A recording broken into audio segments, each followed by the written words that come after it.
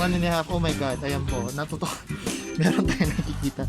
So maganda po ang pinipicture natin ngayon. Ganito po pala magpastad. Anong pangalan ni Boy? Lucky. Lucky me? Lucky. Lucky? Nag-iisang boy mo to?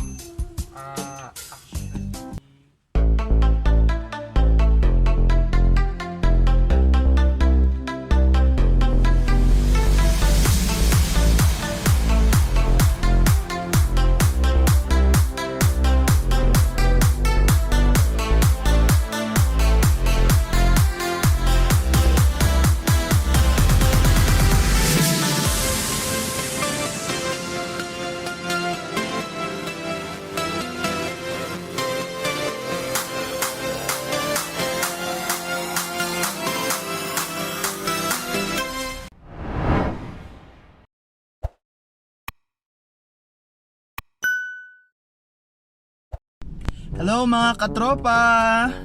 It's me again! Steve Spear, ang kapatid ni William Shakespeare, na sa inyong screen ay nag-a-appear. So long time no see po! So ito po ang aking second episode ng Katanungan. Pasensya na medyo natagalan ang nasundan yung ating first episode kay Ate Myra. Kasi medyo naging busy tayo lately at gawa na rin nung bagyong Ulysses. Medyo naging busy sa pag-distribute at pag-retrieve ng modules ng mga bata.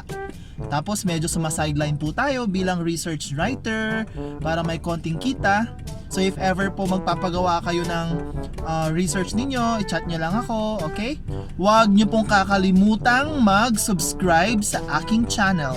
So maghihintay po ako bago ko ituloy ang aking video. Hintayin ko ang pag-subscribe ninyo. Yes, I'm waiting.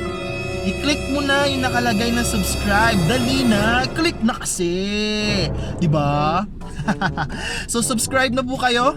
So today, pupunta po tayo medyo malayo-layo. Pupunta po tayong La Paz, Tarlac para sa ating ikalawang i-feature sa ating vlog na Katanungan. Ang ating next owner ay medyo bagets, guwapo, mayaman, at siya po ay ang may-ari po nung rehoming Facebook page ng mga cats, mga sa La Paz, Tarlac po, at meron din siyang business doon. So hinihintay na niya tayo. 10 o'clock po ang schedule natin. So manggagaling ako dito sa Tarlac City. Sana makalipad tayo agad papunta sa La Paz. Bago ang lahat, nais ko pong pasalamatan yung gumawa ng aking car carrier, si Sir Valerie Duco. If ever interesado po kayo na magpalagay sa mga kotse ninyo, very friendly po siya at very affordable po ang kanyang price. Sa ano lang po, sa may Kapas Tarlac lang po siya, okay? Eto po. So ready na ba kayo? Well then, tara na po, magbiyahe na tayo papuntang La Paz, Tarlac.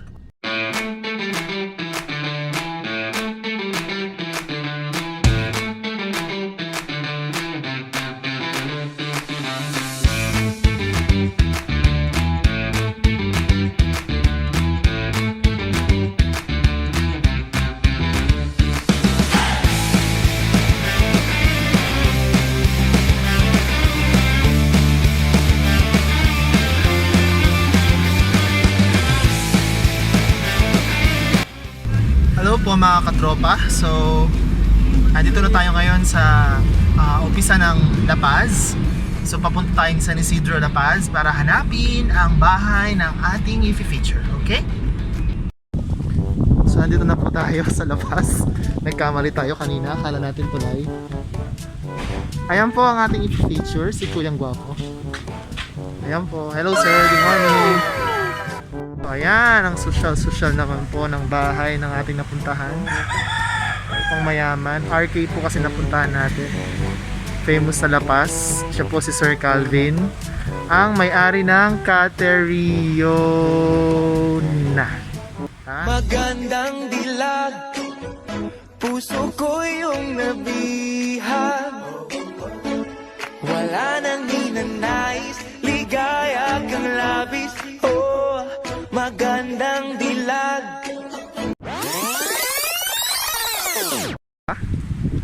After lunch, kumain si Garfield. Sino naman si Garfield? Pusa din.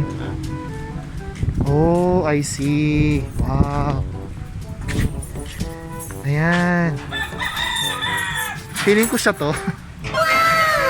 Congratulations. Tiesha grad din pala siya. Anong batch ka? 2018. 2018. Okay. Wow, ayan po. Kind lahat yung mga yan. Tame sila. Mabait naman sila. In-adapt ko lang siya. Ang cute. Sino siya? Siya si Shadow. Shadow. Ano siya? Siamese times Puspin. Ang cute naman. Bali sir, 7 sila magkakapatid nung in-adapt ko sila. 7? Kailan mo siya in-adapt? Nung quarantine to mga March. Oh, yan cute. Hi, Shadow. Yung balahibo niya kasi naka-coach shine. Ano yung Coach Shine? Ayun sir. Coach Shine. Coach Shine. Shampoo? Hindi, sir. Vitamins. Para siyang fish oil. Papa- Sa tao. Sa okay. tao. Fish oil siya. Kaya kung mapapansin mo sir, mataba to mabigat. Tsaka Hinahal- bata pa lang siya. Hinahalo siya sa food. Oral. Drops. Sa bibig. Droplets. Okay. Doon na. Wait lang. Siya si Shamsi. Shamsi. Ayan po, si Shamsi. Isa siyang Persian, right? Yes sir. Pure. Exo-Persian. EXO. Ako very curious ako. Pag sinabing EXO, anong ibig sabihin nun? Usually kasi sir, ang ex, ano sila, flat face, pango, ang ilong nila. EXO Persian. Pango. Iba si Flat Nose sa EXO. Siya rin. Actually sir, yung flat nose parang ano lang siya, description lang siya ng EXO.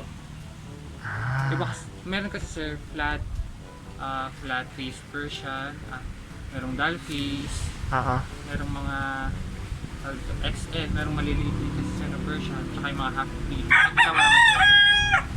Kung ito sir kasi triple coat siya, tingnan mo yung balahibo. Sobrang kapal. Triple coat. Sa pangalan niya, girl siya. Girl. Bali siya yung first batch ng mga litters ko. Mabait naman siya. Pero ano ito? Sir, kusa kami.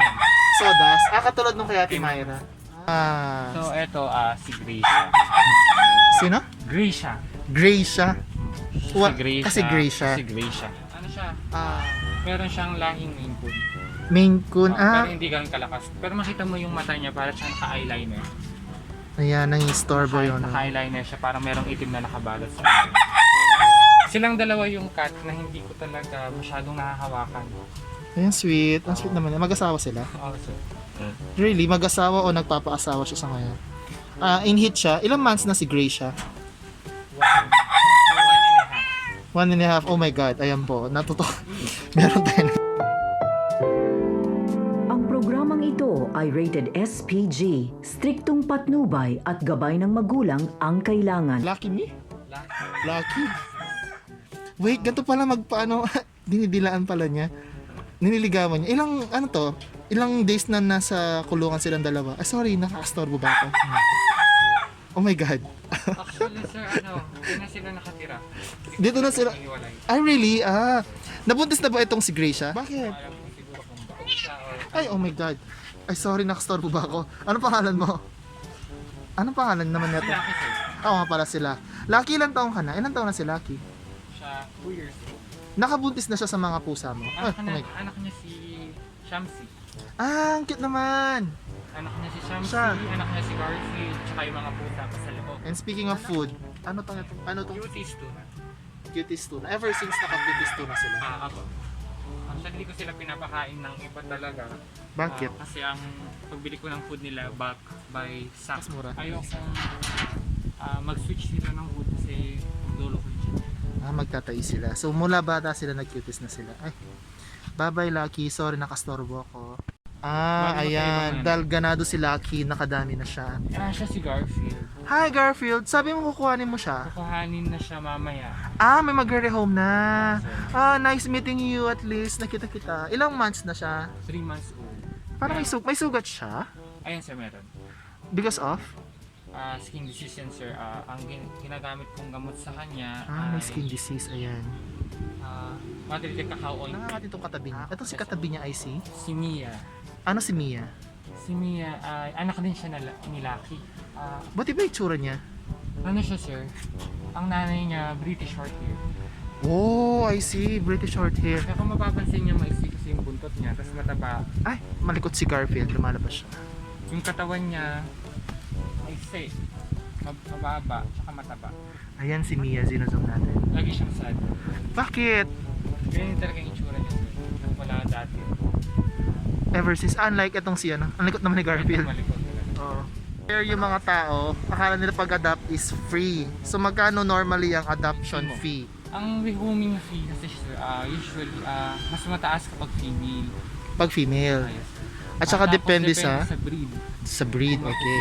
Sa Persian cat kasi sir, ang pinaka ground price kasi na talaga is 5,000.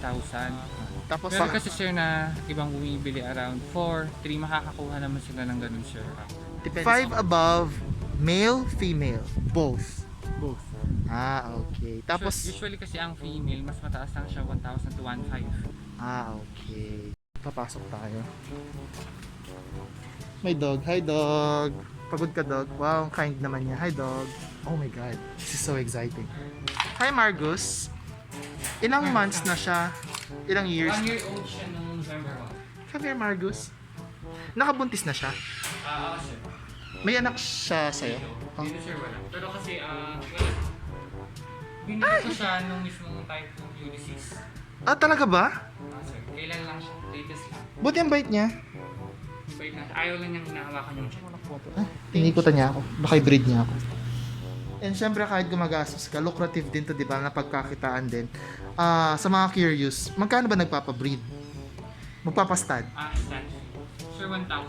1,000. Tapos, and normally, sa mga pusa mo dahil syempre nanganak na sila, ilan yung nagiging anak? 4, 5, 6. Meron umabot hanggang 7. Wow! Sir, bale, ito yung ano ko. Ayan, sige. Bale, ito yung booklet ko kapag nagsisell ako ng cats. Nilalagay ko naman na dito yung details. Ayan. So, gumagawa Explain mo ako lang. ng ganito. Nakasulat na dito yung name niya, ay yung pet name. Pero ang nakasulat lang dito is yung pangalan ng nanay plus leader. Bahala na kasi yung bibili magpangalan sa kanya. Next is yung breed, yung gender niya, birthday, owner, tas address. Sa ilalim niya is yung immunization history, kung ano yung mga nabigay kong medicine before siya ma-rehome. So, ayun siya, sir. Dito naman, mayroon akong notes sa taas.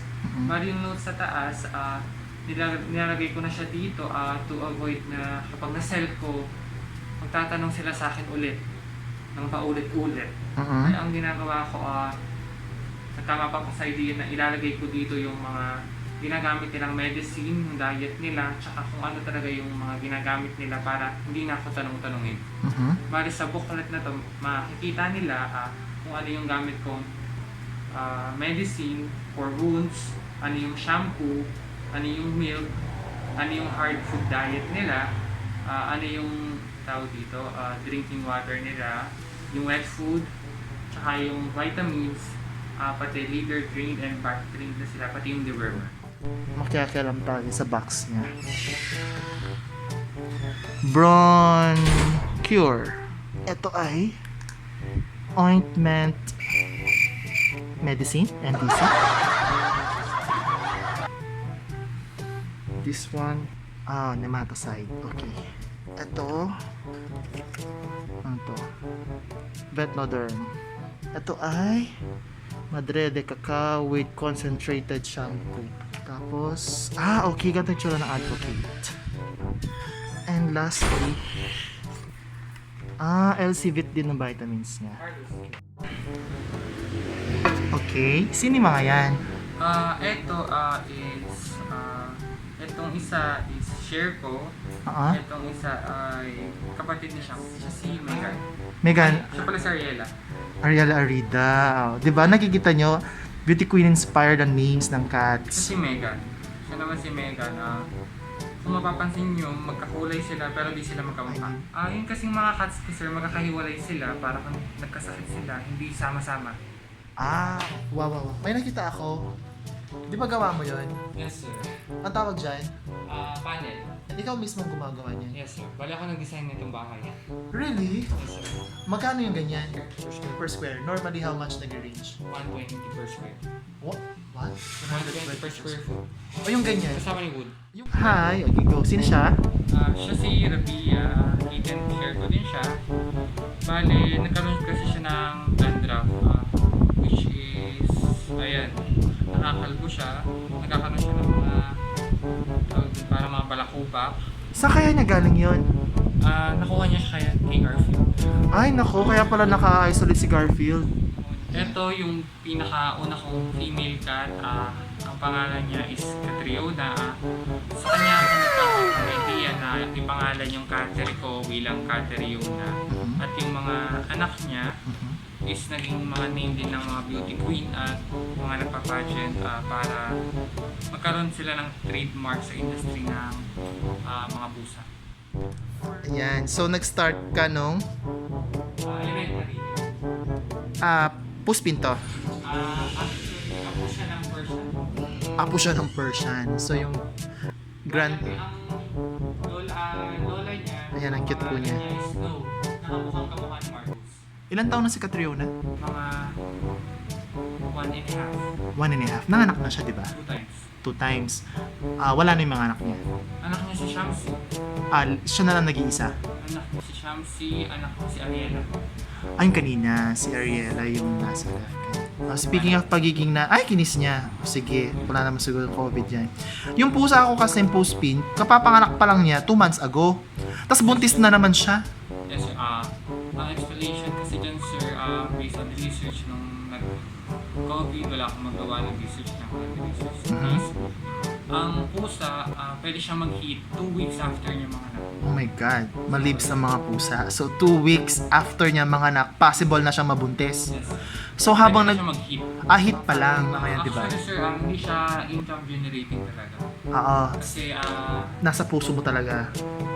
malulugi ka talaga kung ibibigay mo lahat ng luho nila, yung medicine nila, lahat ng food, lahat ng diet nila, mga vitamins nila, Aha, tsaka yung mga monthly sa mga vaccine, sir, aha. tsaka yung mga anti-rabies nila. Ano masasabi mo sa mga papasimula pa lang na nag-aalaga ng pusa? Hindi matatapos yung gastos nyo sa pagbili pa lang ng pusa. Balik kapag bumili kayo, simula pa lang yun ang gastos nyo dahil monthly at merong mga unexpected na gastos na darating sa mga cats. Hindi naman kasi forever na healthy sila, kahit na talagang ingatan natin sila, hindi natin may iwasan na magkaroon sila ng sakit. Pagbili ng pusa. Pampalubag loob, ano naman yung nakukuha mong kaligayahan dyan sa pag-aalaga?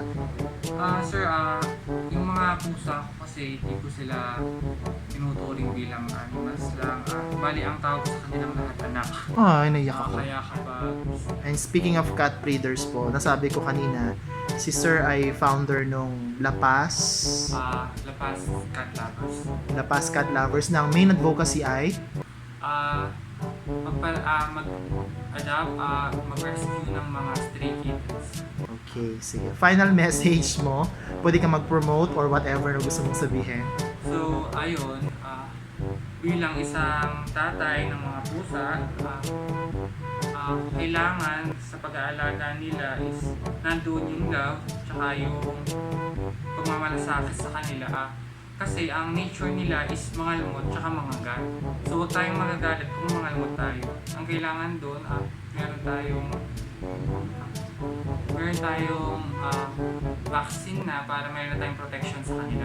Kahit na naka-anti-rabies sila, para din sure, para sa atin, kailangan naka-anti-rabies na rin. Sa mga gustong mag-adapt, mayroon akong pinapa-adapt, pero mga rescue kittens kasi sila. Ang mga rescue kittens ay nakukuha ko dyan sa labas namin. Usually dyan sila tinatapon kasi alam siguro nilang aalagaan ko yung mga cats. Kapag nakuha ko sila, dinideworm ko, pinapainom ko vitamin, pinapaliguan. Tapos kapag ready na silang ma-release, doon ko sila pinaparigo for free. For free. Pero, pag Persian, Pag Persian, usually, syempre may rehoming. Para din kasi masigurado natin na kaya nilang mag-alaga ng pusa kung kaya nilang bumili. okay. And kung gusto nilang bumili or mag-rehome, paano kanila makukontakt? Through my page ng Catriona or sa Facebook, Calvin Pascual. Again, Calvin Calvin Pascual. Pascual. And again, thank you very much, Sir Calvin. And sana po nag-enjoy kayo sa episode 2 natin. And wait po kayo sa next episode po natin. Feature natin. Tutuloy-tuloy na tayo dahil nagpunta tayong La Paz. Ipupush natin yung sa Nueva Ecija. So abangan nyo po iyon. Again, bye-bye! Thank you!